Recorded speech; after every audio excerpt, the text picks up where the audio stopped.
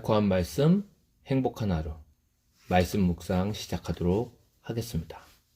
오늘 우리가 함께 묵상할 말씀은 마가복음 12장 35절에서 44절 말씀입니다. 예수께서 성전에서 가르치실세 어찌하여 서기관들이 그리스도를 다윗의 자손이라 하느냐? 다윗이 성령에 감동되어 친히 말하되 내 주께 이르시되 내가 네 원수를 네 발 아래 둘 때까지 내 우편에 앉았으라 하셨도다 하였느니라. 다윗이 그리스도를 주라 하였은즉 어찌 그의 자손이 되겠느냐? 하시니 많은 사람들이 즐겁게 듣더라. 긴 옷을 입고 다니는 것과 시장에서 문안받는 것과 회당의 높은 자리와 잔치의 윗자리를 원하는 서기관들을 삼가라. 그들은 과부의 가산을 삼키며 외식으로 길게 기도하는 자니 그 받는 판결이 더욱 중하리라. 예수께서 헌금함을 대하여 앉으사 무리가 어떻게 헌금함에 돈 넣는가를 보실세 여러 부자는 많이 넣는데 한 가난한 과부는 와서 2렙돈 곧 한 고드란트를 넣는지라. 예수께서 제자들을 불러다가 이르시되 내가 진실로 너희에게 이르노니 이 가난한 과부는 헌금함에 넣는 모든 사람보다 많이 넣었도다. 그들은 다 그 풍족한 중에서 넣었거니와 이 과부는 그 가난한 중에서 자기의 모든 소유 곧 생활비 전부를 넣었느니라.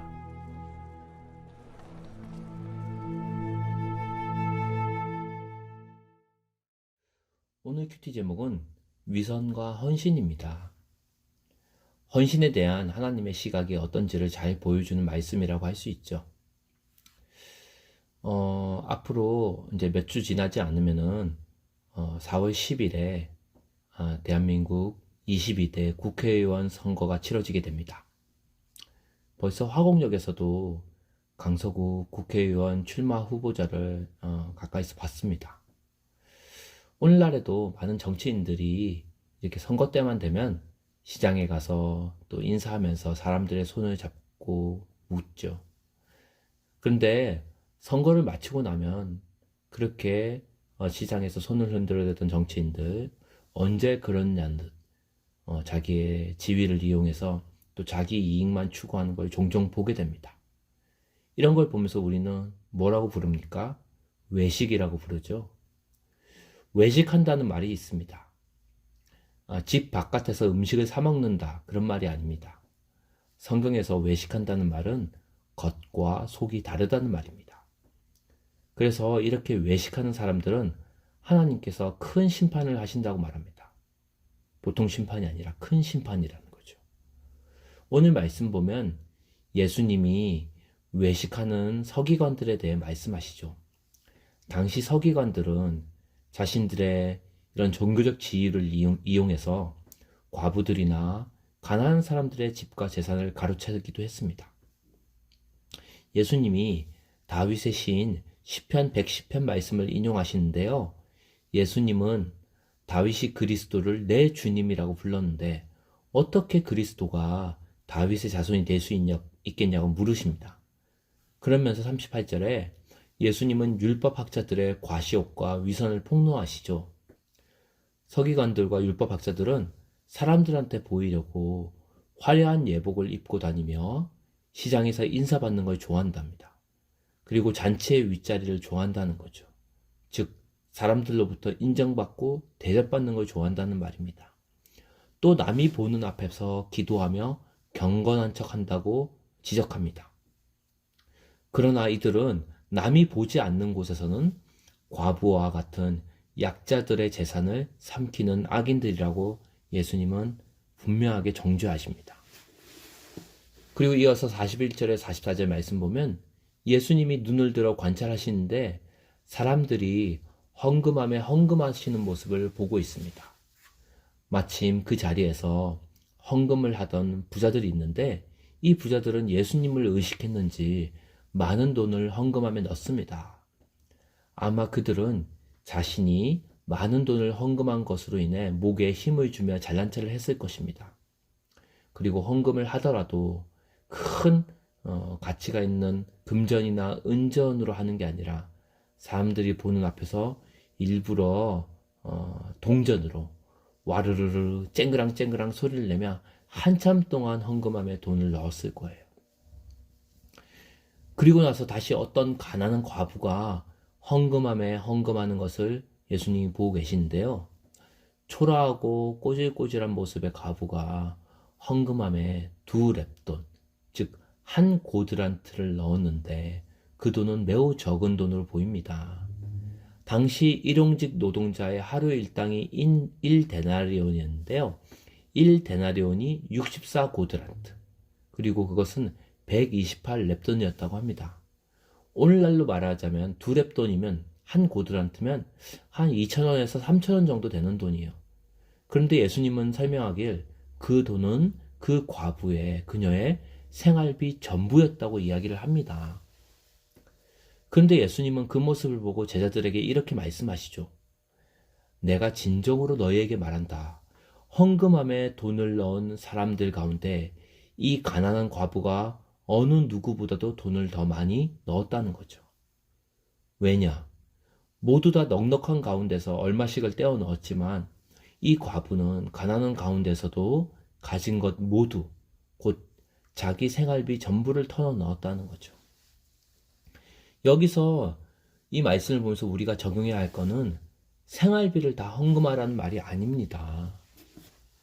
헌금에 대한 예수님의 평가를 보여주는 거죠.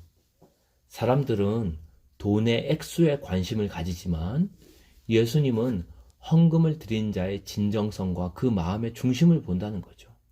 즉, 하나님은 돈의 액수를 보는 것이 아니라 그 사람의 중심을 보신다는 겁니다. 결국 하나님의 평가 기준은 상대평가가 아니라 절대평가라는 걸 알 수 있습니다. 우리는 끊임없이 다른 사람을 우리와 평가하는, 비교평가하는 상대평가의 시대에 살고 있습니다.